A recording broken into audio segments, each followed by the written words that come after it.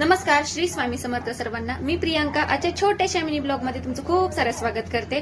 तर आज आहे शनिवार, तर तुम्हा सर्वांना आजच्या दिवसाच्या खूप खूप साऱ्या शुभेच्छा. तर चपाती भाजी बनवायची जास्त गडबड नाहीये. मिस्टरांचा असतो शनिवारचा उपवास असतो, त्याच्यामुळे फक्त साबुदाण्याची खिचडी बनवायची आहे. नंतर माझ्यासाठी भाजी आणि भाकरी बनवणार आहे. पण पहिल्यांदा तर आधी मिस्टरांसाठी साबुदाण्याची खिचडी बनवायची आहे. हे बघू शकता, साबुदाणा मी ना रात्रीच भिजून ठेवलेला होता, छान भिजतो म्हणून. आता हे साबुदाणा करून घ्यायचा आहे मला.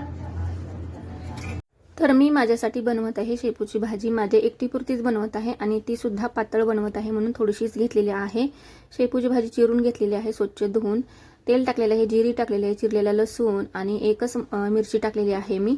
आणि धुलेली शेपूची भाजी टाकलेली आहे. छान अशी मिक्स करून घ्यायची आहे. मीठ टाकून थोडंसं वाफवून घेतलेले आहे. त्याच्यामध्ये पाणी वतून नंतर शेंगदाण्याचं कूट टाकून भाजी छान अशी शिजवून घेतलेली आहे. आणि इकडं मी ना ज्वारीची भाकरी सुद्धा करून घेतलेली होती. तर ही बघू शकता अशी बनवलेली आहे भाजी. आणि गौरीला ना टोमॅटोची चटणी खायची होती, म्हणून मी कांदा वगैरे कट करून भाजायला टाकला होता. आणि टोमॅटो कट करायचे होते, तेवढ्यात ना बाळ उठलं होतं, म्हणून मी बाळाला घ्यायला गेले आणि गॅस सुरूच राहिला आणि गॅस थोडासा मोठा होता.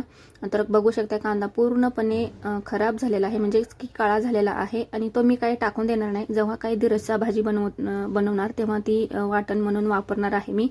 नंतर माझा सगळा स्वयंपाक वगैरे आवरला. किचन ओटा स्वच्छ केला, भांडी वगैरे घासली, कारण रात्री भांडी घासायची राहिली होती. बाळाला वॅक्सिन दिलेल्यामुळं बाळ रडत होतं, तर त्याच्यामुळे राहिली होती. आणि कपडे धुतले आहेत, पण वाळू घालायला जागाच नाही. तर बघू शकता गॅलरी किती घाण झालेली आहे, कारण आमच्या इथे ना साईडला बांधकाम सुरू आहे. त्याचा आज स्लॅब टाकायला सुरू आहे, सो त्याच्यामुळे ना एवढी बाल्कनी घाण झालेली आहे.